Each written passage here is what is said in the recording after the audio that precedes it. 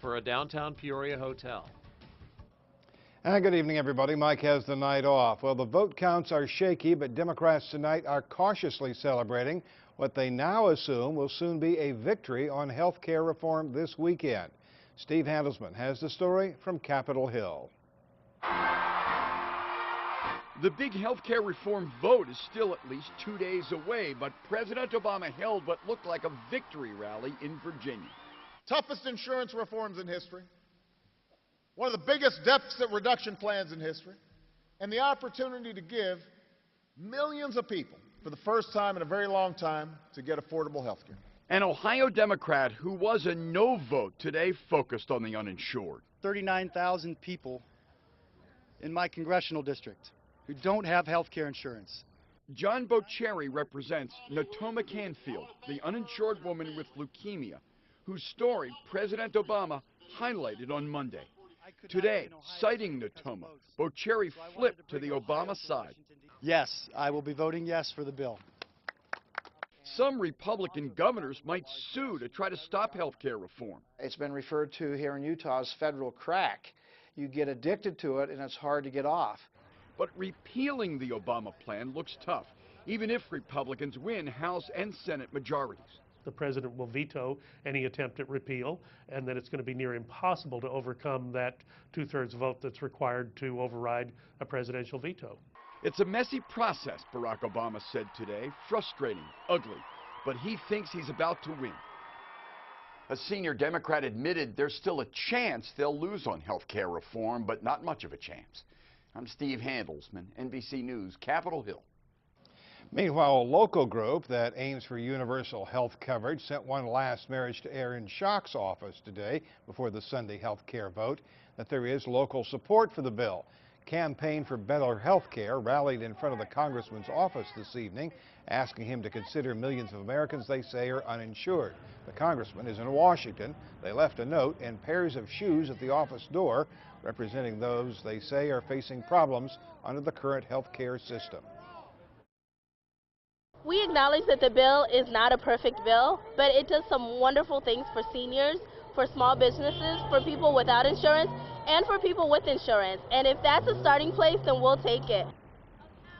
And members of the local medical community also on hand. One said that Representative Schock, like all lawmakers, receives federal health care and would have coverage for life if he retires as a congressman.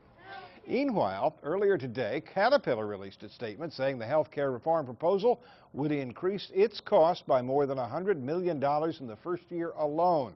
The company sent a letter to House Speaker Nancy Pelosi urging lawmakers to vote against the plan. Caterpillar maintains the bill as proposed would place a substantial cost burden on the company, its shareholders, employees, and retirees. The legislation would, among other things, require nearly all companies to provide health insurance for their employees or face large fines. CAT says its insurance costs could increase by at least 20%. And State Senator Dave Kaler says Illinois needs to be prepared if the Congress approves the health care reform package. Kaler is sponsoring a bill to create a task force that would be responsible for making sure the state has a plan for putting the health care legislation into action. He says that would involve bringing together a broad group of people to make recommendations to the governor on changes that might be needed in Illinois.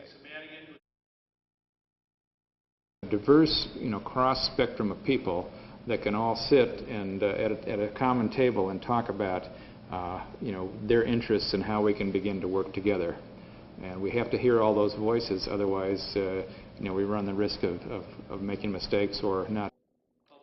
Kaler and other candidates for lieutenant governor meet with state Democratic Central Committee members tomorrow in Springfield, one of several meetings held around the state about the lieutenant governor's job. Pekin Police tonight released a statement saying a retired Peoria police officer has been taken into custody after he reportedly pulled a gun at a traffic stop. The retired Peoria officer identified as 51-year-old Mark Chittick. According to the Pekin Police statement, Chittick was stopped by police after a chase that's reached speeds of 85 miles an hour through Pekin this afternoon. When Chittick was asked for identification, he produced a handgun, the weapon taken away from him by the arresting officer. Chittick is now in custody in the Tazewell County Jail, facing DUI, unlawful use of a handgun, and other charges. Chittick, while a retired Peoria officer, is still employed by the department in its property room. There was no comment tonight from the Peoria Police Department about the incident. More to come tonight for Toulon and your hometown. Still ahead, Richwood's preparing to fight for the state title. We've got that story coming up in sports. But first, raising the bar by going into the water. It's all about the competition. And we had a nice day out there today. Yesterday was great. In fact, most of the week was good. Now the weekend is here and, well, things are going south. Or I guess the south is coming north or whatever. It's not going to be nice. I'll talk about it in just a few minutes, as it looks like we're going to be only in the upper 30s all day tomorrow.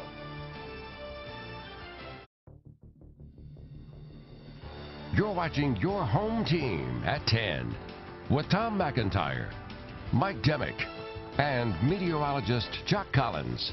This is News 25 Nightside at 10.